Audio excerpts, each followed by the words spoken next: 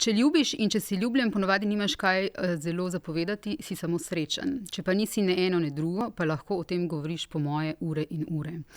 Polona Juh, to je vaša izjava. Zdela se mi je genialna, ko sem jo slišala. K moči ljubezni, k sreči, izpolnjenosti se bova v tem pogovoru še vračali. Na začetku pa seveda lepo pozdravljeni, dobrodošli v N1 podcastu. Hvala za povabilo. N1 podcast s Suzano Lovec. Igralka, prvakinja v drami od leta 1994, številne nagrade, Prešernovega sklada, 4-krat Borštnikova, filmske nagrade, 2 Vesni, Zlata Irena. Bili ste Ofelija, Julija, Margareta, Ana Karenina, Ana Petrovna, Penelopa. Vi ste zaznamovali res številne predstave, a je katera predstava zaznamovala tudi vas? Mislim, da vsaka predstava na nek način te mogoče zaznamuje, če ne recimo dolgoročno, pa trenutno, zaradi tega, ker vsaka vprašanja, vsaka tema, to je pač sreča našega poklica, odpira neke tematike, ki se morda drugače v življenju, če ne bi bila igralka, z njimi ne bi srečala, ali pa bi se srečala z njimi zgolj pavšalno. Tako da absolutno so me vse te ženske zaznamovale, predvsem na podlagi tega, da je treba v življenju vedno vse sproti razčistiti, to mislim na moč argumenta in na stališče, ki ga je treba v bistvu ves čas nekako artikulirati. Ste tudi hčerka 2 igralcev, Mojca Ribič in Boris Juh so vaši starši. Imate tudi še 2 brata, ki sicer nista v tem poklicu, ne? Igra mi je prišla pod kožo zaradi staršev, ste nekoč rekli. Niste pa odvedno vedeli, da boste igralka, najprej bil balet za vas. Verjetno marsikdo vidi to, da ste iz igralske družine kot prednost, ima pa to verjetno tudi slabosti. Zame lahko rečem, glede na to gledališko, filmsko pot, ki sem jo imela, ki je v mojem pogledu zelo lepa, bi lahko rekla, da to, da sta starša igralca, ne morem govoriti, da je kaj negativnega. Mislim, vsa zasluga gre njima, tako zdaj mislim, po 30 letih dela, zaradi tega, ker vidim zdaj, kakšne so v resnici predispozicije, ki sta mi jih ona 2 dala. Ne samo glasovne, ne samo recimo emotivne ali pa kar se tiče humorja, duhovitosti, ki ga pripisujem kar v veliki večini mojemu očetu. Mislim, da v našem poklicu potrebuješ za svoj igralski instrument mnogo nekih veščin, in mogoče tudi podzavestno, z nekimi pogovori, ki ste jih imela doma, se pravi človek in pa otrok je kot goba, se srka in možgani so tisto, ki ne pustijo, da bi se kaj izmaknilo, pride v bistvu v nekem določenem trenutku, ko to potrebuješ ven, na dan.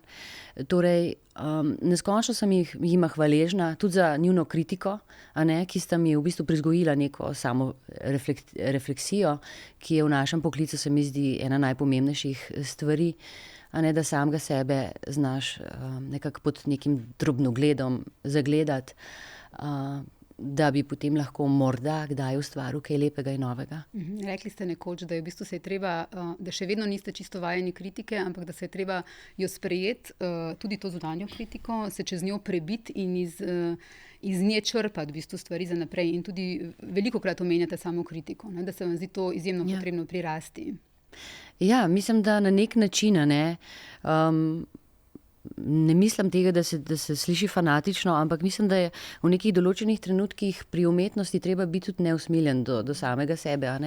Tukaj je neskončno fino, če se v te umetniške poklice rodiš nadarjen, ampak veliko je pa tudi nekega garanja. In vem, da sem garala in še garam, za vse, ker drugače nekako ne znam.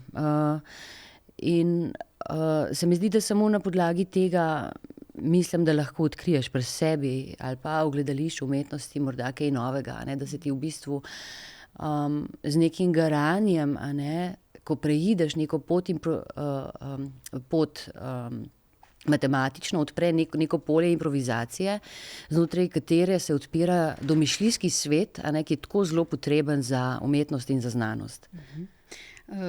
Poleg tega, da to ste že večkrat povedali, ne, da ste za svojo kariero garali in še garate, in to se mi zdi lepo, da poveste in da je to jasno vsem, čeprav se to tudi vidi, ne, na vaši igri. Hkrati pa pravite, da ste srečna in izpolnjena igralka. Koliko je zaradi tega garanja, te neizprostnosti do sebe, kot pravite, med igralci izgorelosti in kako se čuvate vi? Jaz se ne čuvam, to moram priznati. Mislim, da v maju ne vem, če je kakšen večer, ko nimam predstave. Tako da v tem pogledu mislim, da dosti nezdravo živim. Jaz v bistvu zelo obožujem šport, tek in tako naprej, ampak zato nimam zdaj časa, ker se mi zdi, da mora človek pri sebi tudi presoditi, kdaj je čas, da se lahko izpostavlja v bistvu telesni dejavnosti in kdaj je čas, ko se mora telo regenerirati z spanjem. In jaz ta hip čutim, da v bistvu regeneracija pri meni boljša, če v bistvu se spočijam. Zaradi tega, ker mimo vseh vaj in predstav, ki jih imam, je seveda tudi družinsko življenje. In mislim, da tiste korake, ki jih bi drugače naredila porožniku, naredim zdaj po stanovanju. Tako da bom, se pravi, vsak nov dan, ko pride, si rečeš, je neko novo upanje, da se boš vzel v roke in da boš naredil kaj zase. Ampak trenutno tega ne počnem. Se pa zavedate tega, da... Ja, treba je. Priznavate, da je pri razvoju igralca veliko odvisno od umetniškega vodja. To ste nekoč rekli. Vsi niso dovolj rahločutni, pravite, da bi vedeli, kaj igralec potrebuje za svoj razvoj. Ste imeli tu srečo, spet srečo, govoriva o sreči, ali tudi kdaj nesrečo? Večkrat sem imela srečo kot nesrečo, ne bi bila poštena, če bi rekla kaj drugega, ampak mislim, da enostavno v gledališču si vedno izbran. Ne izbiraš sam vlog, ne izbiraš režiserjev, ne izbiraš tekstov. In glede na to, da sem bila izbrana, pripisujem v bistvu srečo, da sem bila izbrana, hkrati pa v bistvu delim ta nek izbor tudi s tistim, ki me je izbral. Torej, tudi jaz sem bila nekomu potrebna, ne samo on meni. Torej, ni šlo vedno samo zato, da bi bila lahko srečna, da sem bila izbrana, ampak mislim, da sem se potrudila, da sem tudi tistemu veliko dala. In da zaradi tega, ker verjamem, da kot igralec lahko v nekih procesih, v prizoritvah vplivaš z svojim habitusom, z svojo energijo, z svojimi stališči na predstavo. In zato se mi zdi, da tudi režiserji potrebujejo tebe. Tako da mislim, da gre to za neko obojestransko ljubezen. In o režiserjih ste nekoč rekli, to v intervjuju za Siol, rada imam, kadar se lahko srečam z režiserjem, ki me očara in osupne svojo močno osebnostjo, ki izraža bogat intelektualni in domišljijski svet. Nerada pa sodelujem z režiserji, ki skupino igralcev za svoj projekt spreminjajo v vernike. Takšen fanatizem brez selekcije se mi zdi nezdrav in nedemokratičen. Je tega v slovenskem gledališču veliko? Ja, mislim, da ja, ta trenutek. Zdaj, mislim, da tudi čas je prinesel to, generacije, ki prihajajo, težko je v bistvu priti do nekih delovnih mest, do karier, do ljudi, povezav, s katerimi bi lahko delali. Veliko je Instagrama, veliko je nekega samo reklamiranja zunanjega, časa pa zmanjkuje za nekatere osebe, ki so napredne, talentirane, in v bistvu poteka mreženje, ki je iz katerega se potem lahko izrodi tudi v to, da v bistvu ustvarjalci ne govorijo svojih stališč, prav zaradi tega, da bi ostali v nekem krogu, dokler se ga še lahko držijo, ker v bistvu izjavljanje svojih stališč v nekih ekipah je dvorezen meč. dostikrat je,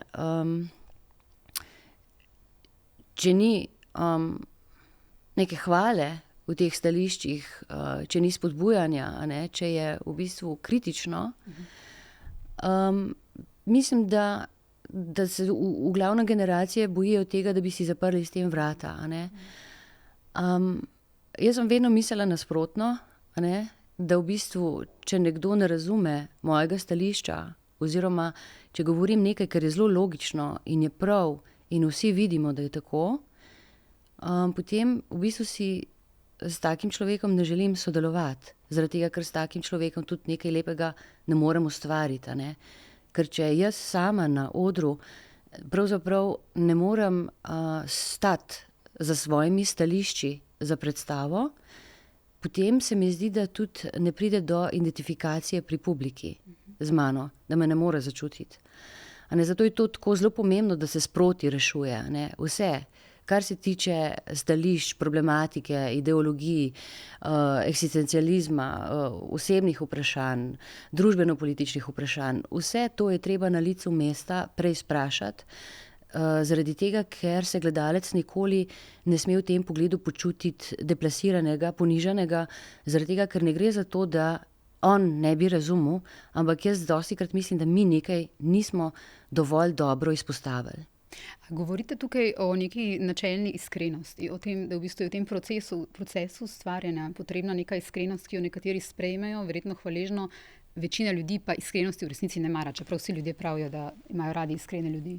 Ampak v resnici je pogosto tako, tudi v našem poklicu, bom rekla, verjetno ne samo pri vas, da je ta iskrenost potem velikokrat dojeta kot nek nebodiga treba ali pa kot nekdo, ki je problematičen. No, to je floskularnost, ta iskrenost. Saj vemo, da v bistvu obstajajo ljudje, ki pišejo izjemno dobre bloge, kolumne, pa niso tako tretirani, zaradi tega, ker so intelektualno, se mi zdi, premočni, za naš prostor, in se jih potem nekako jih nočeš imeti v svojih sredinah, ker so nevarni.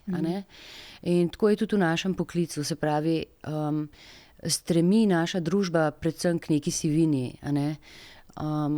In v resnici lahko rečem, da je tudi gledališče na nek način, kot ga jaz doživljam trenutno, morda na neki prelomnici izpraznjenosti, ko je premalo individuuma, nekega slehernika, skozi katerega se pretakajo neka vprašanja. Se mi zdi, da je teater trenutno zelo splošen, pa ne morem reči za vse predstave, ker pač gledam veliko predstav in nekje zaslutam tudi neke nove navdihe, še zlasti pri mlajših generacijah, ki znajo združevati neke estetike, ki so zdaj že kar 30 let, v istem polju nekam, pa se čaka, da bojo morda te mlajše generacije znale združevati neko klasiko z vsemi temi performativnimi žanri, ki so se vzpostavili tako zelo močno, ampak mislim, da smo na nekem prelomu. Zato, Januarja ste rekli, da so se vaši strahovi glede gledališča že zgodili. Bala sem se, da bi gledališče postalo benigno, odsotnost erosa, šarma, identitete, da bi se v gledališče naselila povprečnost. Kje vidite rešitve?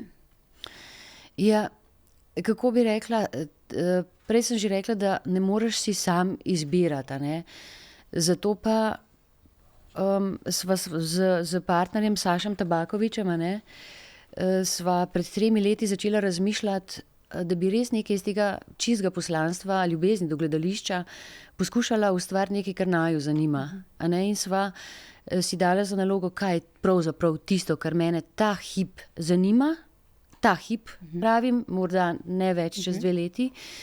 In sva iskala nek izjemno najprej zahteven tekst, ki bi mene in njega kot igralca zadovoljilo tudi v nekem razvojnem smislu, nekaj kompliciranega, in sva prišla do Miroslava Krneže v Agoniji. Ta tekst se že nekaj časa ni delal, čudi me tudi, da ga nismo delali v Drami. In potem sva nekako povabila k sodelovanju režiserko Nino Šorak, ki je povabilo sprejela. Moram reči, da v bistvu sva na poti, da bova naredila trilogijo. Agonijo smo naredili. Gre za arhetipe med moškim in žensko, torej ljubimec, ljubimka, brat, sestra in pa mož, žena. In v agoniji je pač ženska ujeta med dva moška oziroma v ta patriarhalni nek trikotnik. Trikotnik. Drugi tekst bo V prakse povrneš Harolda Pinterja, tretji tekst bo Tennessee Williams Igra za dva. Harolda Pinterja bo režiral Dorian Šilec-Petek, Tennesseeja Williamsa pa bo režirala Maša Pelko. To je generacija režiserjev, ki so v zelo dobri kondiciji, a ne?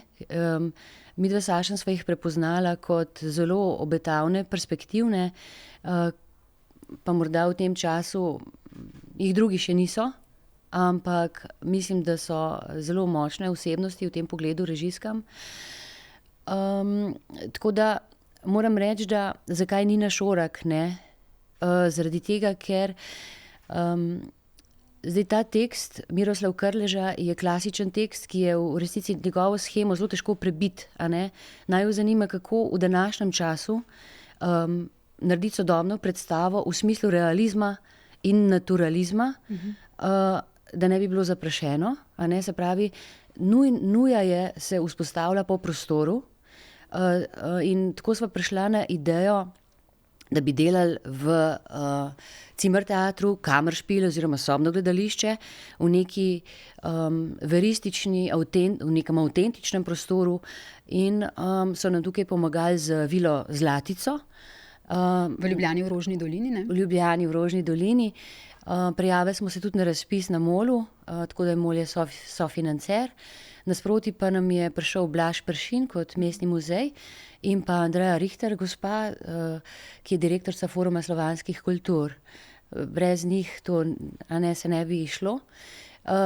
Zdaj predstava sama se zgodi v resnici, ko že stopiš na dvorišče Vile Zlatice, zaradi tega, ker prideš na obisk, a ne. V avtentičen prostor, v bistvu se začne s to hišo, ki je iz obdobja secesije, vila Ivana Hribarja, bivšega župana. In potem v bistvu sprejme goste, kot bi rekel Miroslav Krleža, personal, naša Tara Štravs, ki je sicer v drami hostesa, sicer pa študira psihologijo, ampak jo zelo zanima gledališče. In potem se v bistvu sprehodimo v 3 različne prostore, ki nekako podpirajo Kammerspiel, to sobno gledališče, ki je nujno potrebno za uprizarjanje tega teksta, vsaj jaz, ko mislim v današnjem času. Skratka, zakaj tak prostor? Recimo, ko sem gledala različne predstave Miroslava Krleže, mi nekako italijanska klasična škatla ni ustrezala za ta jezik kompliciral Krležev. Torej je potrebno, vsaj po mojem mnenju, ta trenutek narediti nekaj zelo intimnega, zaradi tega, ker Miroslav Krleža ima recimo blazno zahtevne misli, zložene povedi, ki so dolge tudi po pol strani A4, in tudi to je igralsko izjemno težko, komplicirano, in to povedati na način, da bi se dotaknilo igralca v njegovem čustvu, kar je najbolj pomembno pa v njegovi misli. Ampak vse, od prve do zadnje misli, a ne, da ne bi šlo nič mimo. Torej, v italijanski škatli mi je to nekako predaleč, preumetelno. Tukaj pa je gledalec, a ne, prostor sprejme 20 ljudi, ampak to mora biti tako in nič drugače, zaradi tega, ker gledalci sedijo od tebe samo pol metra stran, tudi včasih takole. In v bistvu vidijo vse mišice, vidijo na obrazu, vidijo, v bistvu slišijo dihanje, čutijo, a ne.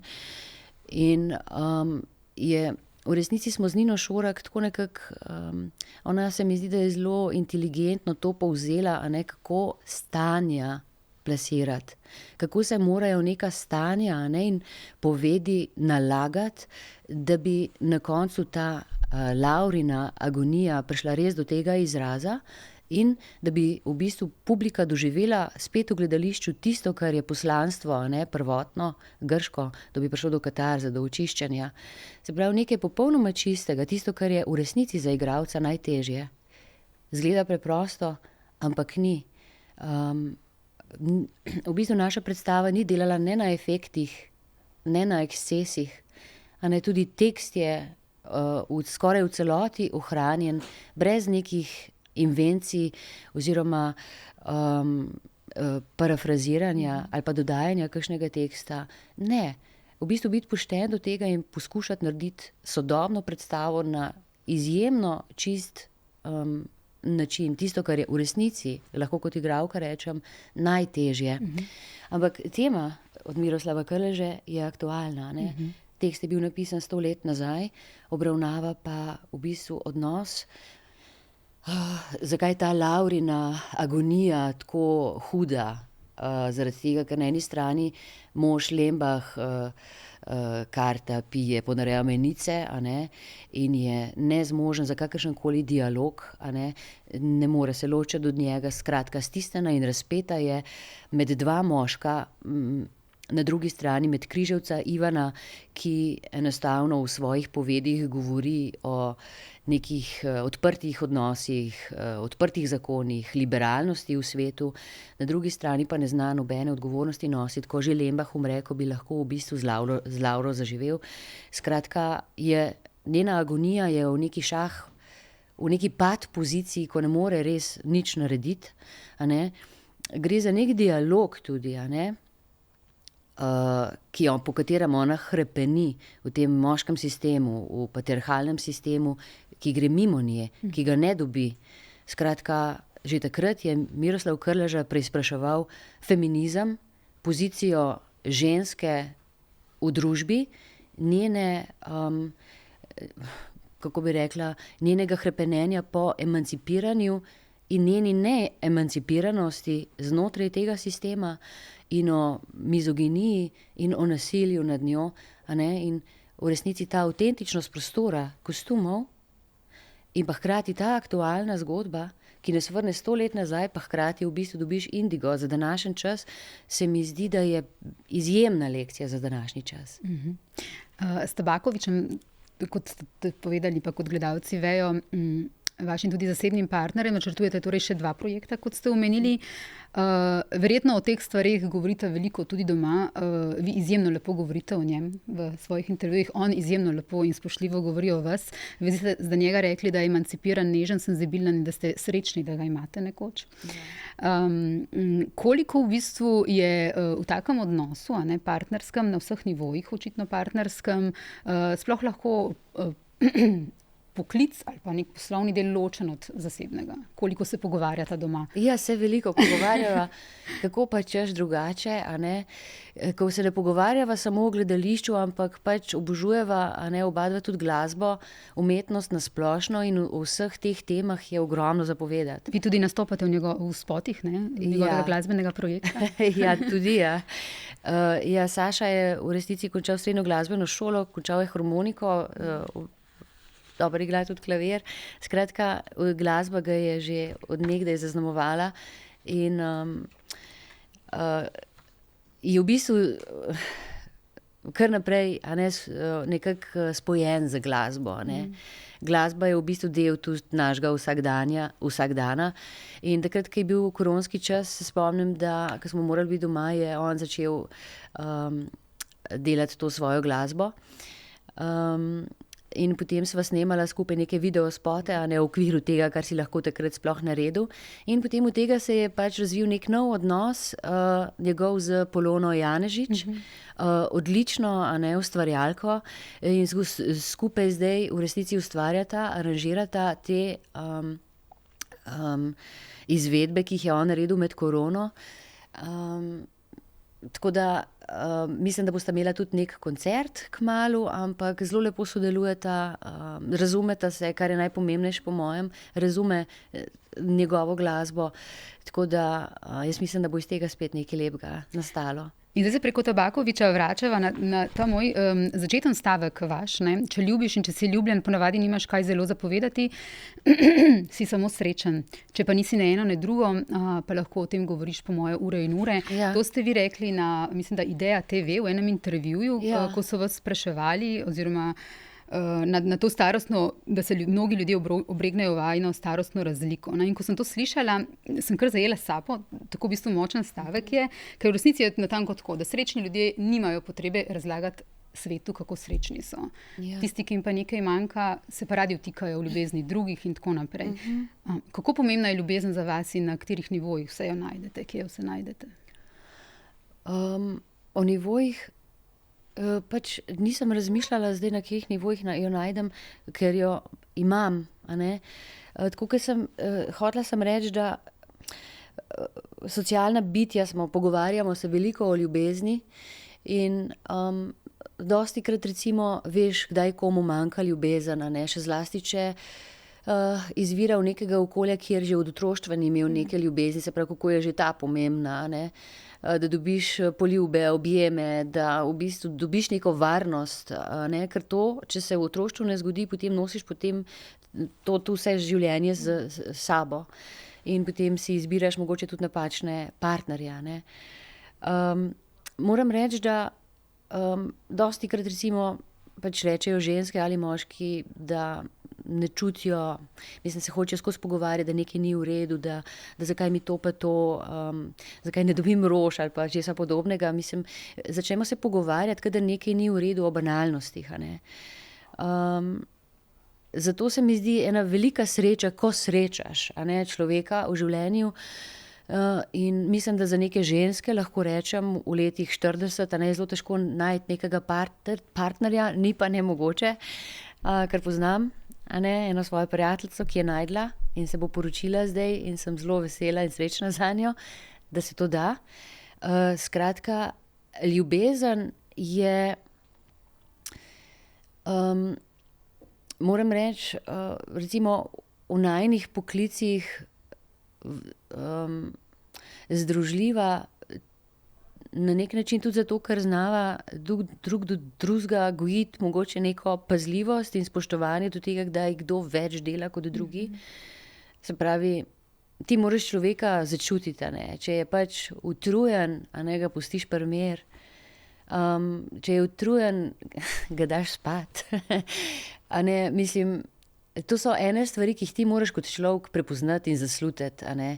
Kdaj nekdo potrebuje pogovor, ne, se ni treba, da se skozi pogovarjamo. A ne, enkrat so časi, ko je treba človeka pustiti samo pri miru, a ne. Tako da. In prava dvojina je verjetno tista, kjer en drugega prepoznata v tem, da sta lahko srečna, tudi ko sta tiho, ne? Da tišina ni moteča, ampak je tišina je izjemno blagodejna, ne? Sej mi v teatru veliko govorimo, včasih fino, da si lahko nekaj časa tiho. Ampak se pravi, ljubezen je pa pač,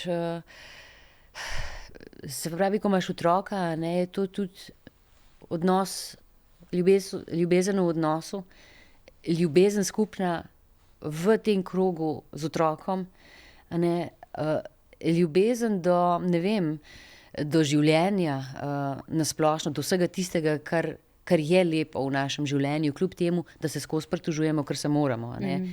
Mi se moramo pritoževati, ker drugače ne bo progresije nobene. Ampak mislim pa, da je to neka celica kljub vsemu, dvojina, a ne, ali pa množina družinska, a ne, ki je zelo, zelo pomembna, da se ti središčiš, da se uravnotežaš, a ne, in iz tega potem se mi zdi, da lahko ljubezen daješ tudi drugim. V filmu Pod njenim oknom, kjer sta tudi igrala s Tabakovićem skupaj, oziroma sta se tam tudi spoznala, je ta film, kjer vas je spoznala res najširša množica, torej tudi ljudje, ki mogoče nikoli ne grejo v gledališče, ne? Kako drugačna mora biti igra za film, kot je igra za gledališče, in ali se slovenski igralci tega dovolj zavedajo?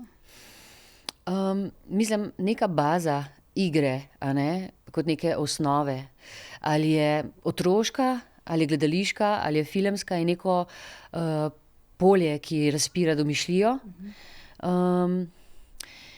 Igra v resnici je neke vrste imaginacija ali pa lahko tudi abstraktno mišljenje.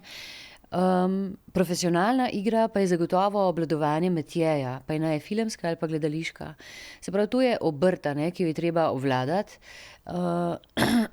kar se tiče govora, kar se tiče naravnosti, kar se tiče dejanskosti, prepričljivosti, kar velja tudi recimo za Agonijo pri Miroslavu Krleže, ker je prepričljivost tista prva. In tako dejanskost in prepričljivost v gledališču je enaka na filmu. Mislim, da recimo v gledališču gre še za nek dodaten gestus. Ko ti nekako scela delaš v gledališču, ko so neki vzvodi, mehanizmi drugačni, kar se tiče nekih podob, simbolov, simbolika gradiva je drugačna, elemente, ki si jih sposojaš. To je vse nek metij, iz katerega ti črpaš, ki so pri gledališču absolutno drugačna, ker je fokus drug. Na filmu je kamera, ti daje fokus, si recimo v kadru, ko izgovarjaš neke stvari, na odru pa si včasih fokus moraš poiskati tudi sam. Se pravi, je zelo pomembno, kje na odru v nekem določeni situaciji stojiš, še bolj pomembno je pa to, da režiser ve. Se pravi, režiser ustvarja ta žarišča. Ampak moraš se pa zelo dobro zavedati, recimo na odru, ker to je pač ekipna igra, da moraš skrbeti tudi za druge, ker na filmu skrbi v resnici režiser in pa snemalec za kamero, za tvoj fokus. Da pa moraš vedeti, kdaj v resnici moraš se ugasniti, kadar je, ne vem, v planu nekdo drugi. Se pravi, da je treba zelo senzibilno prepoznavati te stvari, da nekoga ne motiš. To gre vse v prid vsebinam, ki morajo priti do gledalca. Torej, velikokrat slišimo, da gledališki igralci na filmu niso prepričljivi. Jaz mislim, da gre za eno drugo stvar. Jaz mislim, da za gledališkimi igralci treba na filmu tudi treba znati delati. Gledališki igralci lahko marsikaj spremeni. Treba je vedeti, da se ga lahko zunanje spremeni, če ne ustreza. Važno pa je tisto, da mehanizem, ki ga pa absolutno profesionalen igralec zna sproducirati na filmu, zna narediti vlogo, zna narediti dramaturgijo vloge, zna narediti lok. To je bistvena razlika. In da tudi nekaj, kar je za kamero, recimo neko čustvo, ki je močno, če je dejansko in prepričljivo, je pravilno. To vejo pač povsod po svetu. Sej in Skandinavci in Američani, to že od pradavnine delajo. Mislim, neko zavedanje v tem. Pa sej se premikamo, ampak mogoče še malo prepočasi. Kdaj vas bomo spet videli v filmu? Oziroma, pred kratkim ste zavrnili neko vlogo, ker se niste strinjali z mizoginijo v scenariju. Ste povedali prejšnji teden za Delo oziroma Vikend. Rekli ste, bolj pomembno je, da kot ženska ohranjaš stališče, kot da sprejmeš vlogo zaradi kariere. Ostati zvesta, torej sama sebi, ostati svet sam sebi, držati se načel je torej pomembnejše od kariere uspeha. Vas zaradi takih stališč, kdaj gledajo, kot da ste padli z Marsa, oziroma vas zmerjajo, kot se to včasih v novinarstvu naredi, nekoga, ki se drži nekih načel za samoroga. Skratka, kako recimo je sprejeta neka taka gesta, kako zavrnete zaradi načelnih razlogov neko vlogo? Ja, zdaj še ne vem, kako je sprejeta. Jaz se pogovorila z režiserjem o tem in mislim, je lepo sprejel. Me pa zelo zanima, katera igralka bo to sprejela. Ampak to je pač moje mnenje. Kaj več o tem ne morete povedati? Ne bi. Razumem, ja. Zaradi tega, ker bo to prišlo šele čez 2 leti. Mislim, moram pa reči, da ja, seveda mi je to bolj pomembno. Zaradi tega, ker je treba premikati stvari. Morda bi lahko kdo meni rekel, da lahko si jaz to privoščim, kar je res, ker sem zaposlena v inštituciji, ampak tudi vsi tisti, ki delajo v inštituciji, ne povedo svojega mnenja.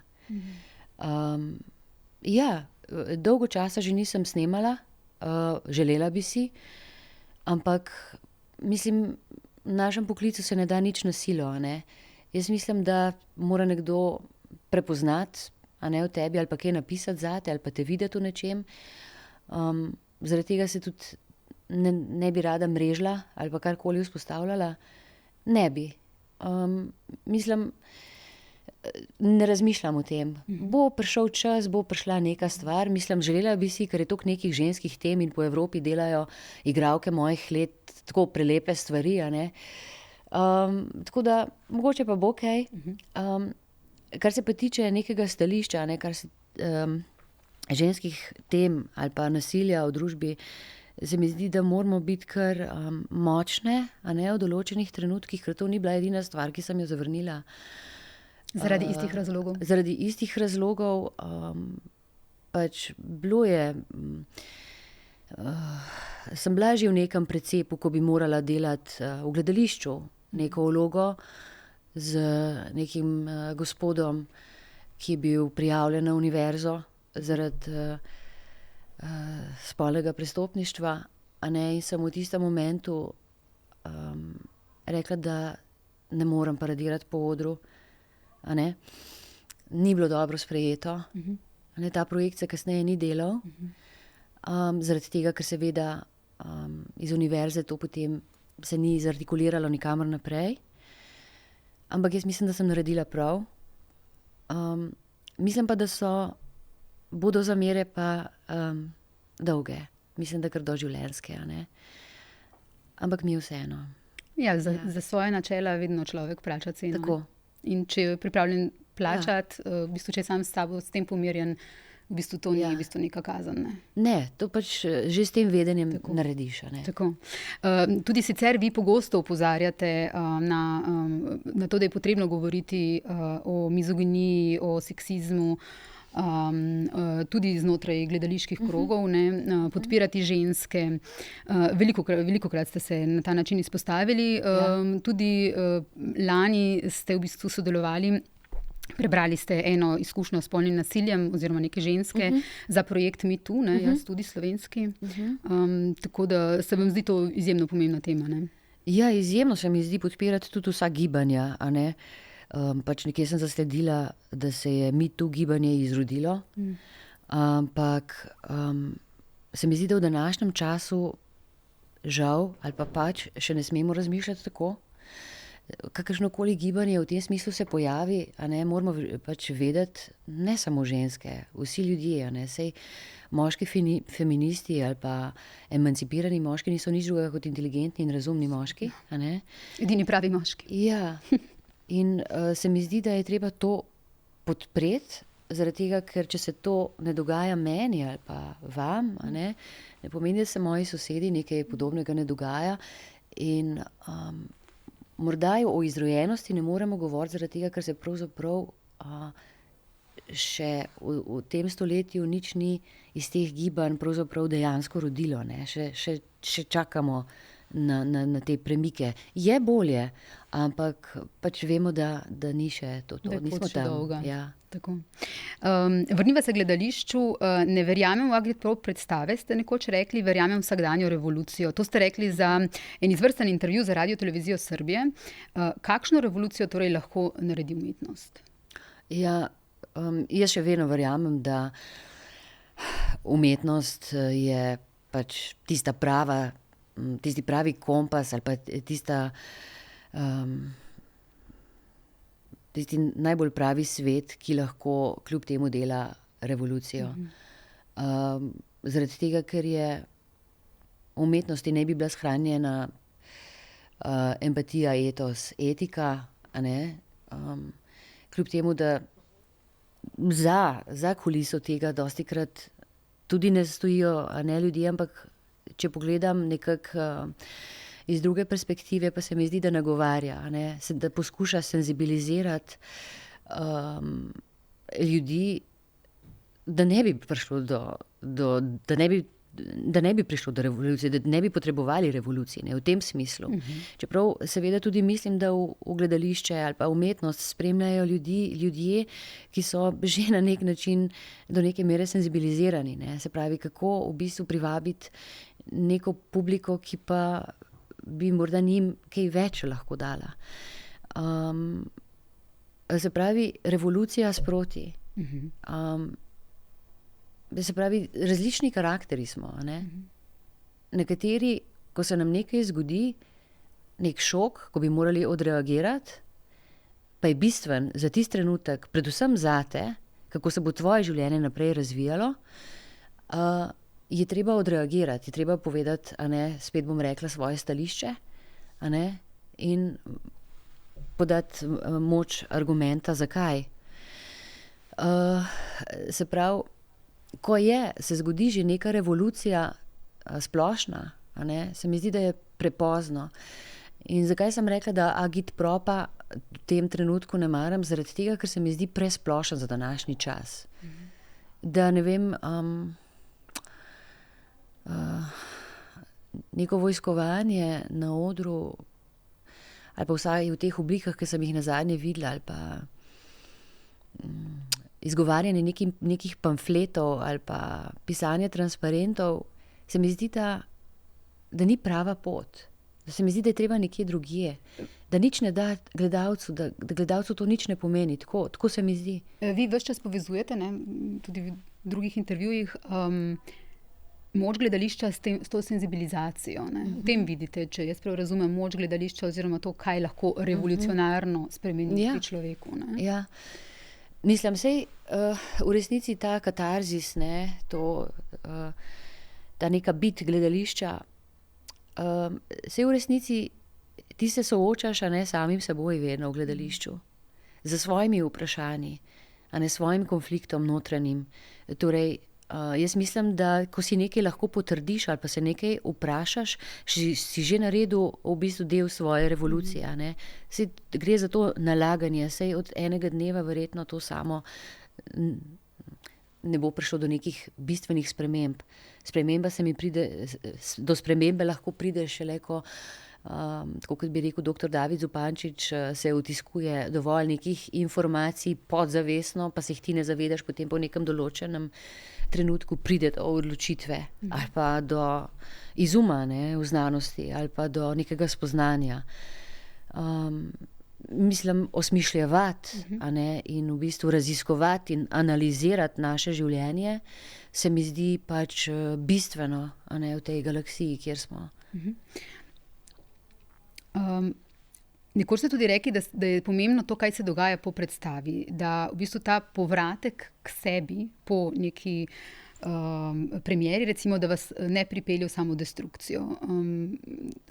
Ko ste pojasnjevali, kako se pripravljate na predstavo. Rekli ste, da je torej to, kar se zgodi po predstavi, za vas pomembnejše od tistega pred predstavo. Zakaj? V bistvu, oziroma kako samodestruktivno, kako destruktivno je lahko to, ta povratek, če ni prav narejen? Pravzaprav ne vem, kaj sem hotela reči s tem. Zaradi tega, ker je potek v bistvu priprave na predstavo vedno nekako podoben. Smo si različni, jaz potrebujem ogromno neke koncentracije in samosti. V tistih trenutkih pred predstavo me vse zelo moti. Tako se mi zdi, da je človek pred predstavo in mora biti prebujen, v bistvu ranljiv, odprt.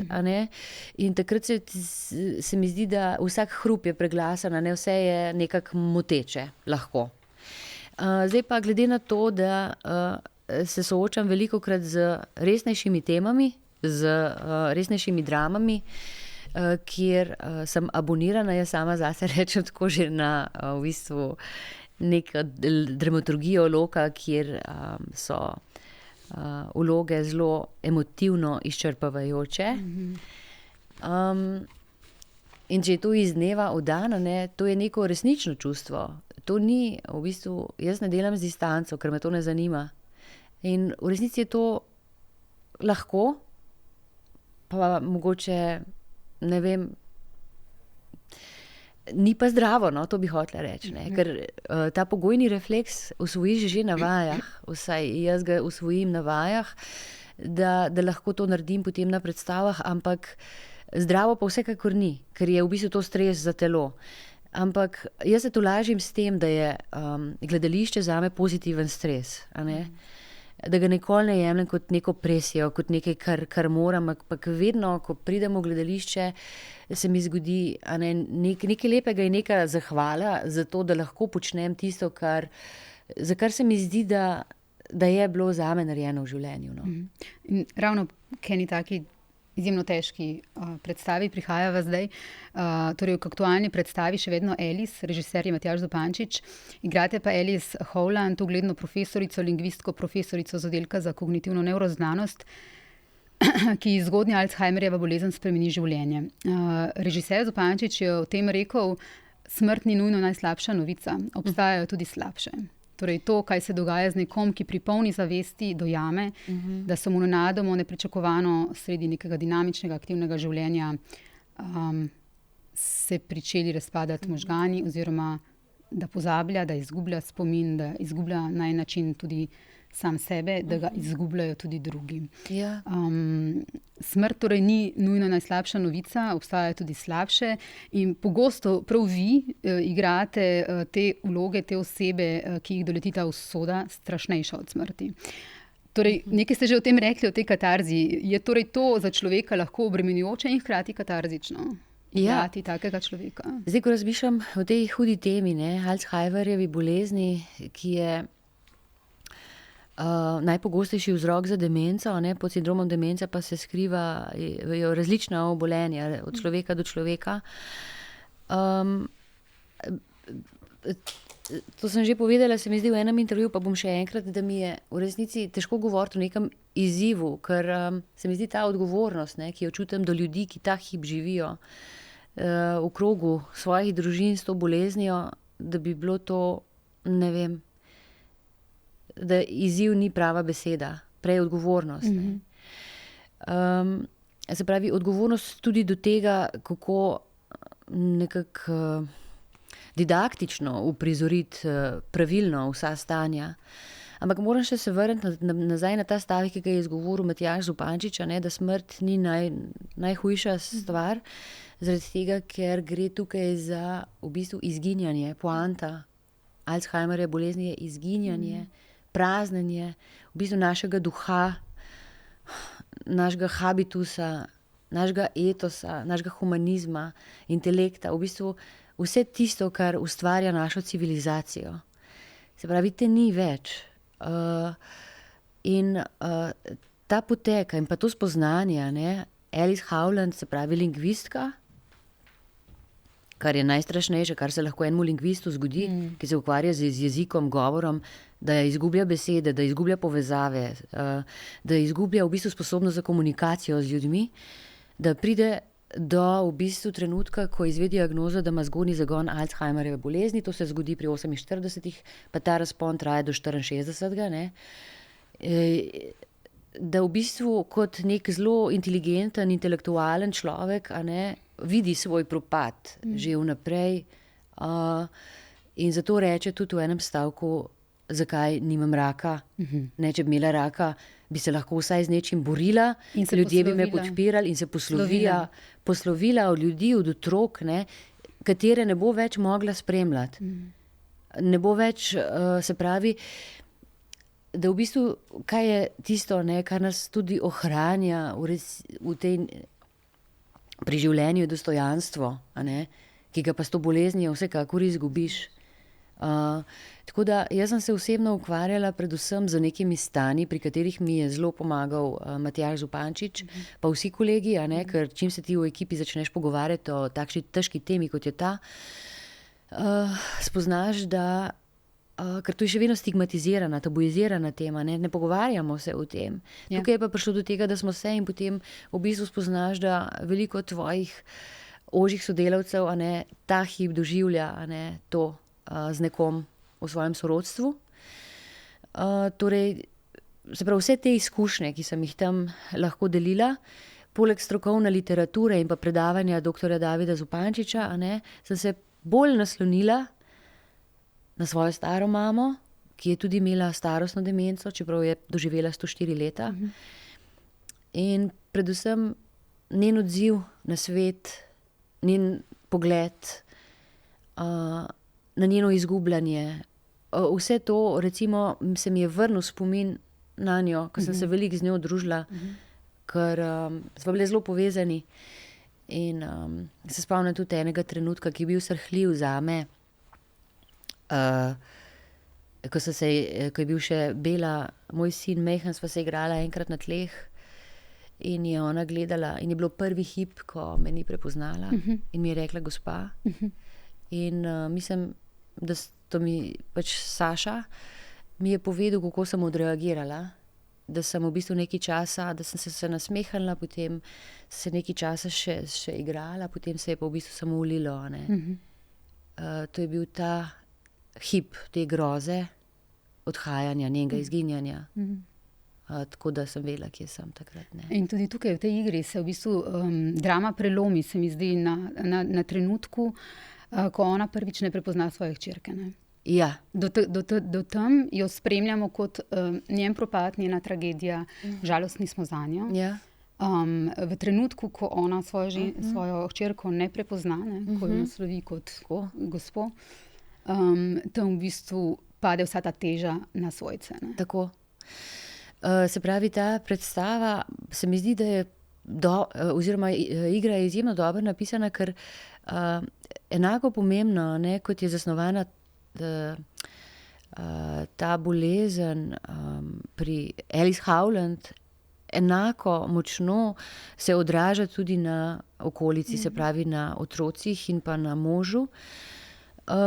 Se pravi, kako se kanalizira skozi vse te persone na odru, kako ta odziv, kaj se dogaja pravzaprav z ljudmi, ki so čisto razoroženi, ko se to zgodi, ki sploh ne vejo, kje naj poiščejo pomoč, ne v sebi, ker je to v bistvu se zgodi neka toksičnost znotraj teh bližin, v kateri si prej normalno živel. Zdaj pa tega ne bo več, nikoli. Se pravi, kako se s to boleznijo sploh spoprijeti, nudi suport, tudi v našem socialnem življenju, ki, tako kot se pogovarjam, še vedno je okrnjeno.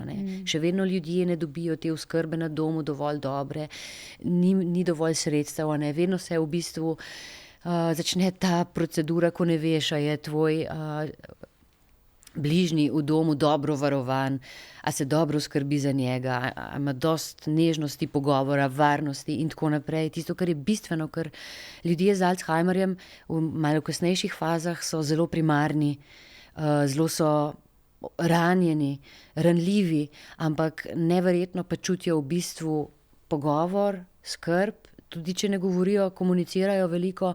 Vse te vibracije pa izjemno čutijo in zato je to tako pomembno, da jih nekdo suportira, da jih nekdo skozi podpira in je z njimi v bližini. Čeprav je to težko, zaradi tega, ker se vrtijo vedno novi krogi istega pogovora, istih tem. O tej pomembni temi, o demenci, je za rubriko Poglobljeno našo govoril tudi znani nevrolog dr. Zvezdan Pirtošek, tudi o tem, kako pomembno je, da se o tem pogovarjamo in da več naredimo kot družba in država za te ljudi in njihove svojce. Ker kot ste rekli, vsak od nas ima v bistvu nekoga v bližini ali pa ga bo imel ali pa bo sam zbolel za to boleznijo. On pravi, pri Alzheimerjevi demenci najbolj propada epizodični spomin, odsev prostora in časa, ki je umoščen v spodnji del možganov. Med zadnjimi v napredovani demenci propadajo tisti spomini, ki so pa povezani z našimi čustvi in tisti, ki so najstarejši. To nam najdlje ostane pri tej bolezni. In proti koncu se izbrišejo še otroci, partner, desetletja življenja, kar ostane so tista prva leta, starši in sorojenci. In še kasneje pride trenutek, ko vsi bolnikovi spomini izginejo, ko ostanejo le še skoraj da budistični trenutek, tukaj in zdaj. In vendar, tako kot vi pravite, pravi tudi on, bo znal človek začutiti, da ga imate radi, da ste dober človek, ko ga objamete, ko ga fizično dotaknete, mu govorite in ga gledate mirno. To je poslednji način, da lahko z njimi vzdržujemo stik. Ja. Še vedno torej Alice, še vedno je to na koncu Polona, še vedno je to na koncu Suzana, a vendar na en način tudi ne. Ste ob tej igri razmišljali v bistvu, kaj smo mi brez naših spominov?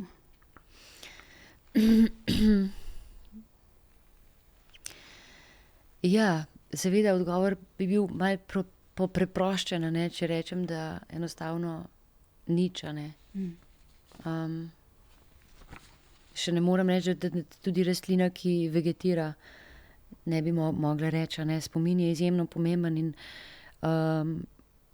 to, kar ste zdaj prebrali, ste me spomnili na to, da v bistvu ta dolgoročni spomin nekako dlje časa traja in v naši predstavi Recimo je tudi Alice Howland kot mama zelo v bistvu v skrbi za svojo hčerko, ker je se podala na igralsko pot. Ona je pa pač ugledna lingvistka in predavateljica.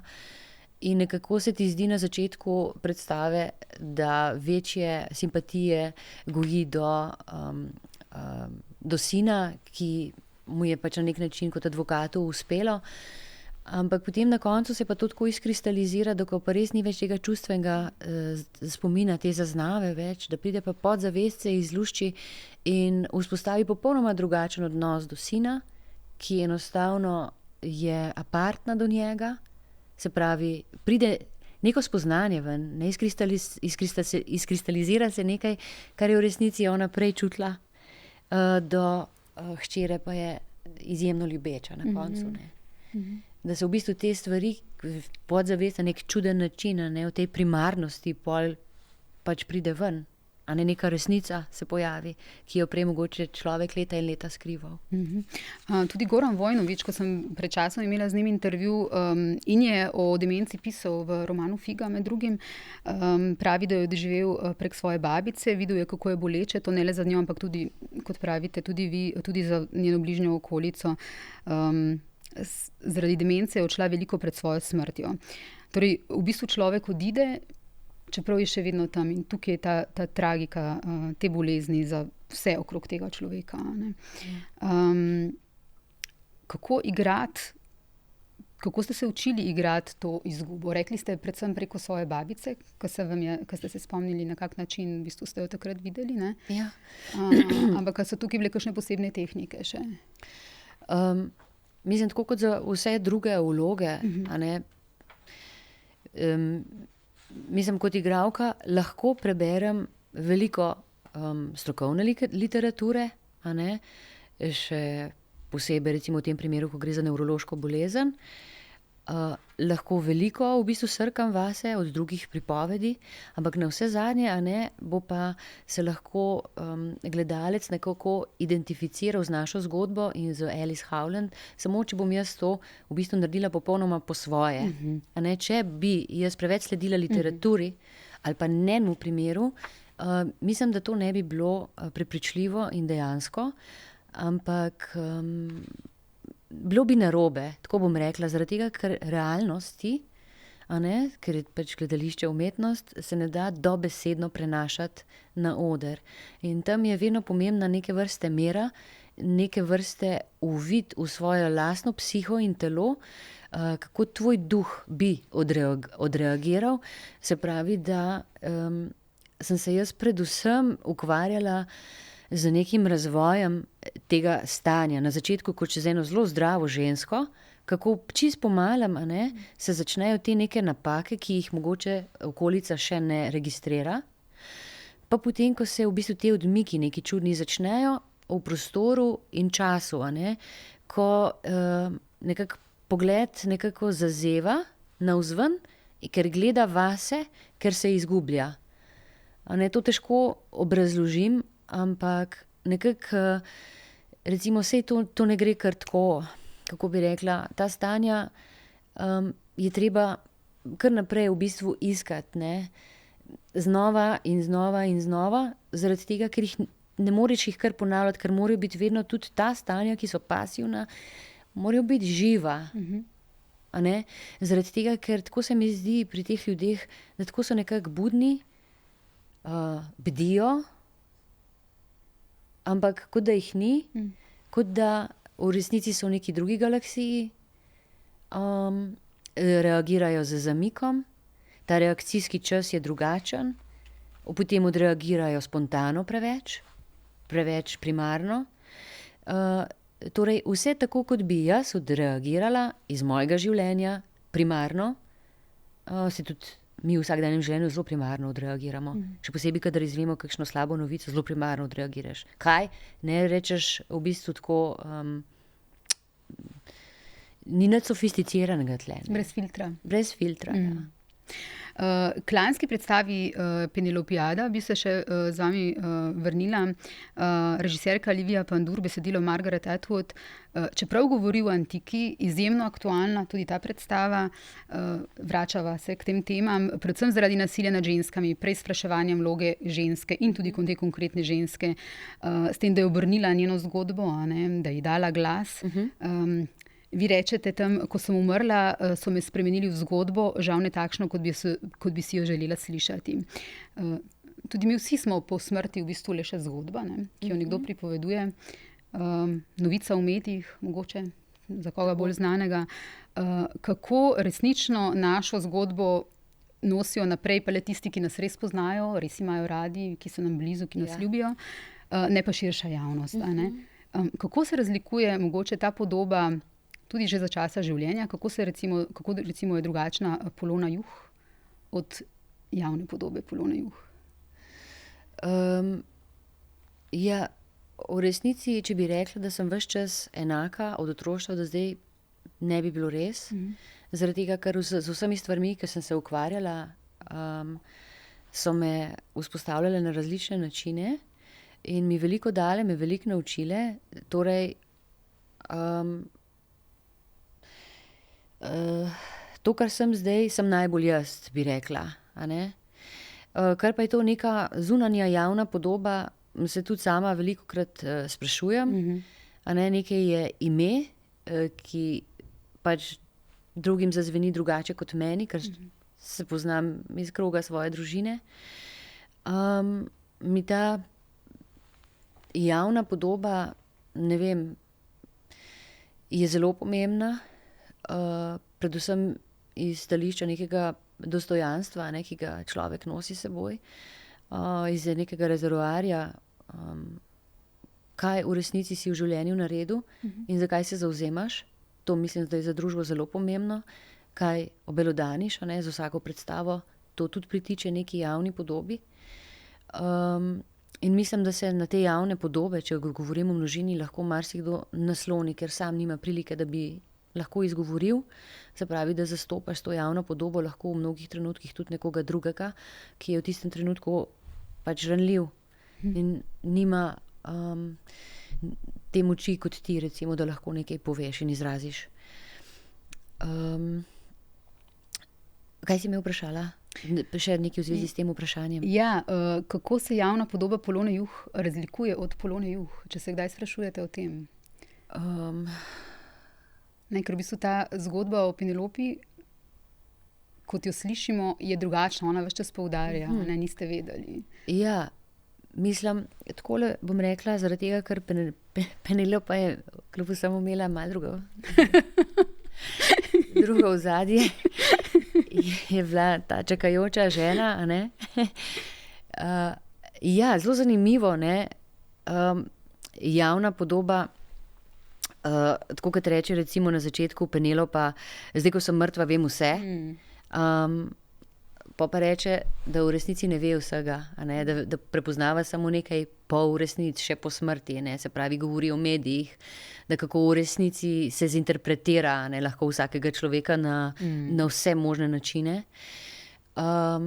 In govori, mislim, zelo, zelo veliko tem obdeluje Margaret Atwood in tudi naša predstava, političnih, eksistencialnih, predvsem pa v bistvu, kar se tiče ženske iz pradavnine, ki je spet bila zaznamovana s tem, da so jo poročili, jo odpeljali, Odisejo je odpeljano Itako, vse skupaj pa izhaja iz 22. speva Odiseje Homerjeve, kjer se pač Margaret Atwood ukvarja z umorom, pokolom 12 dekal, z pač neko, kako bi rekla, lahko za ljudstvom, ki nima nobenega prava, nima glasu, in pa z aristokratinjo Penelopo in pa z vprašanjem, se pravi, krivde. Ona obelodani Penelopa veliko resnic o Odiseju, kakšen je bil, ga še celo oponaša, ironizira, je cinična do pač moškega sveta, do moškega sistema, do patriarhata, do nasilja. Hkrati pa v bistvu se ne izpostavlja kot edino žrtev. Ne? Ona polemizira tudi v sebi, kar se mi zdi v bistvu moderno in edino pravilno v tem tekstu, da ni črno-belo, ampak hkrati izpostavlja kot sebe, kot človeka, da je treba vedno tudi obrniti projekcijo vase, a ne, reflektira tudi sebe in pač tukaj je bistveno vprašanje, kje je pravzaprav bila ona, ko se je zgodil ta pokol 12 dekal. A je ona zares prespala to, ali je samo poskrbela, a ne, kot veliko današnje družbe samo za sebe. A ne. V tem je bila resnična, v tem je Penelopa resnična in se mi zdi, da je zato tudi zelo relevantna, vzgojena pa je bila tako, a ne, že od svoje mame, ker je bila Najadina hči, pol božja hči, da, ko govori neko pripoved o vodi, da je pomembno, da če ne moreš preko ovire, da se izogneš. Se pravi, je že zelo zgodaj naučila, da mora poskrbeti samo zase, a ne. Tako da se v bistvu na koncu vidi, da deklam ni pomagala. Še celo na našem sodišču je to javno pokazano, a ne, kako v resnici se izvija iz teh svojih laži. Hkrati pa v bistvu je zelo dober prikaz spet vseh ženskih tematik, a ne, od zgodovine vse do danes, spet neko indigo na današnji čas. Kako je delati z Livijo Pandur? Z Livijo Pandur zelo dobro sodelujeva. Medve se poznava še odprej, ko sem pač delala s Tomažem Pandurjem, je ona bila tudi dramaturg ali pa asistent. Pač estetika je podobna, kot sem jo doživljala že pri Tomažu Pandurju. In nekako v resnici sem vesela, a ne, da sem bila izbrana za Penelopo, ker je res ogromno enih besed za izgovor tudi. In moram reči, da lepo sodelujeva. Mogoče je imela ta predstava malo, kako bi rekla, nesrečen iztek zaradi vremena, ker je bila vezana na zunanje peklensko dvorišče. Tam pa nam vreme ni bilo vedno naklonjeno. Torej, predstava je vedno razprodana, ne? Tudi zdaj se bo igrala v maju v peklenskem dvorišču. Ampak žal, tako kot z Pandurjevimi predstavami, dlje ne bomo šli, čeprav se mi zdi, da bi bila predstava izjemno zanimiva in aktualna tudi za ne vem, za sosede, a ne, ali pa za Evropo. Ker naše gledališče se mi zdi, da ne samo, da se mi zdi, je prepoznano kot zelo kvalitetno. Tako da upam, da bo življenje pač Penelopijade še nekaj časa vztrajalo, zaradi tega, ker se mi zdi, da taka tematika, kot je pač po Margaret Atwood, je nekako ne moreš spregledati v današnjem času, a ne, če si etično zavezan k nekim normativom v današnji družbi. Tomaža Pandurja ste omenili, Duo Silence, avtorja glasbe v tej predstavi, o kateri sva govorile, sta za našo rubriko Poglobljeno sta mi rekla pred časom, Pandur je bil za naju zelo pomemben, ker sva pri njem razumela filozofijo manj je več. Preden sva ga spoznala, sva streljala vsemi topovi, potem sva odkrila to, v čemer je bil on mojster. Da lahko z majhnim številom elementov narediš veličastne stvari. Minimalistični maksimalizem. Je imel tudi na vas podoben učinek, oziroma čeprav meni se zdi, da ste v bistvu vi že ves čas igralka minimalističnega maksimalizma? Ja, jaz bi rekla, da minimalizem bi lahko videla v njegovih predstavah nekako v prostoru, a ne? V dojemanju prostora, ki je tako zelo pomembno za današnje gledališče, ampak kar se pa tiče igre, pa mislim, da je on izzival iz igralca samo maksimalnost, ne, in to do skrajnih meja. Recimo, jaz sem pri njemu doživela to, da ko sem bila že čez vse mere utrujena, ne, je šlo še čez, ne, je šlo še čez. Skratka, mislim, on mi je tudi vzpostavil nekako vse elemente v režijskem smislu, da sem lahko brezpogojno in brez rezerve lahko v bistvu se vrgla v vlogo, v projekt, v situacijo, ker sem vedela, da bo prav, kar bom naredila. Ne. V tem je bil mojster. Tudi recimo v teh nekih najtežjih prizorih, ne vem, kako bi rekla temu, odmikov človeškega duha, a ne, je on v bistvu že zjutraj na vaji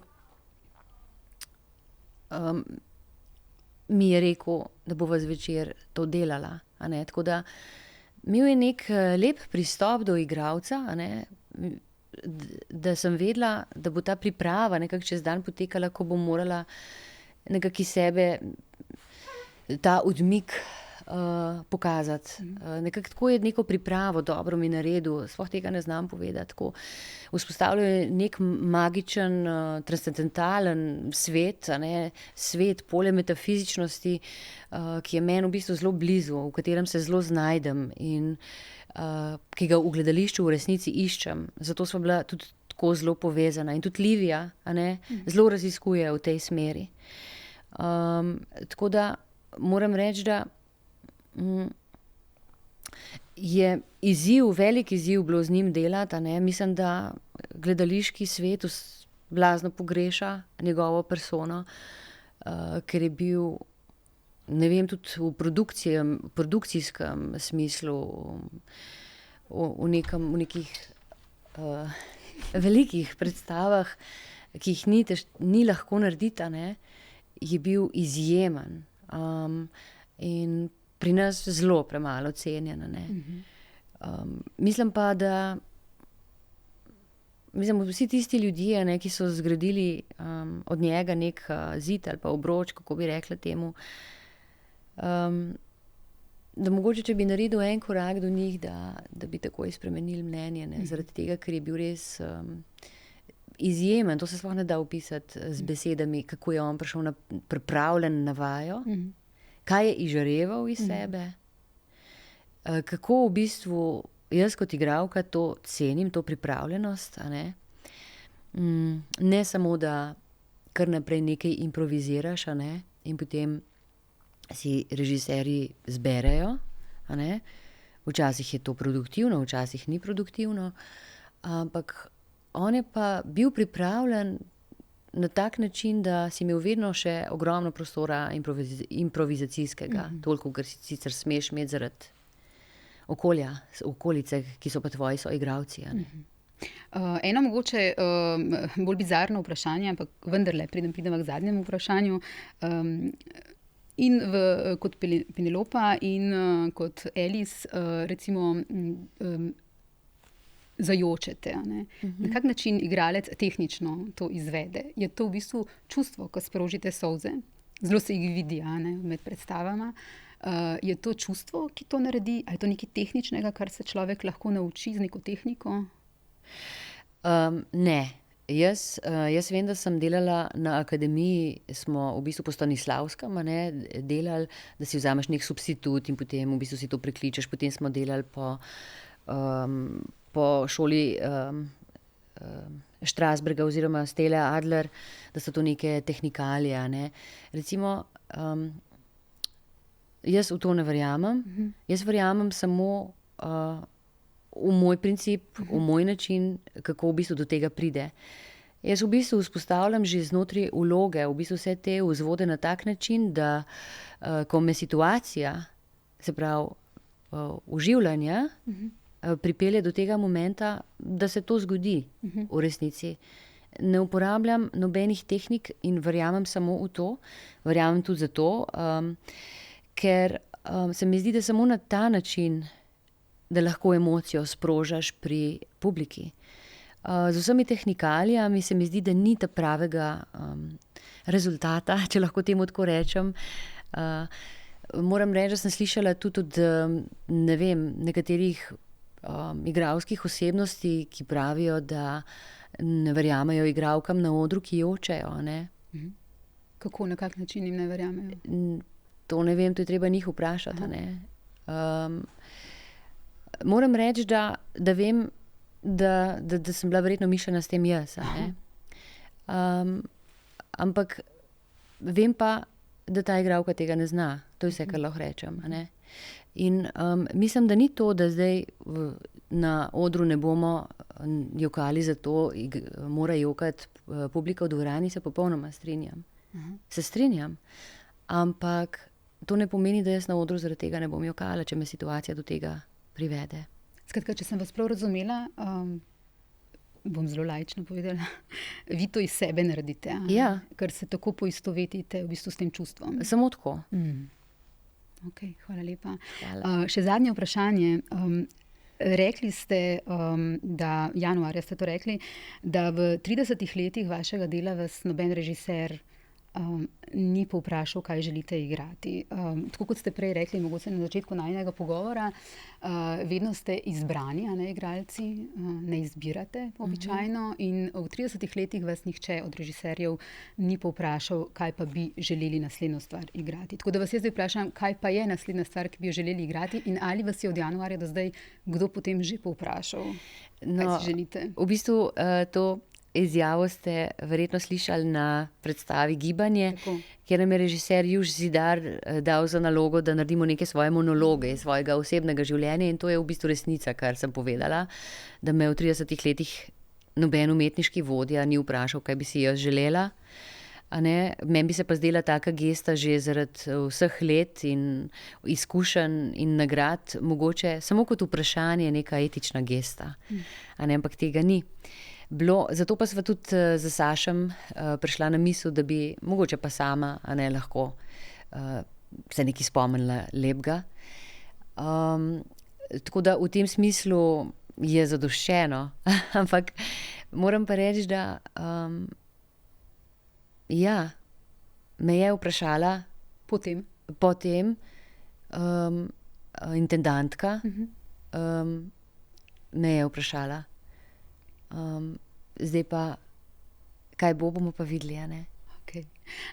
Polona Juh, najlepša hvala za ta pogovor. Hvala vam.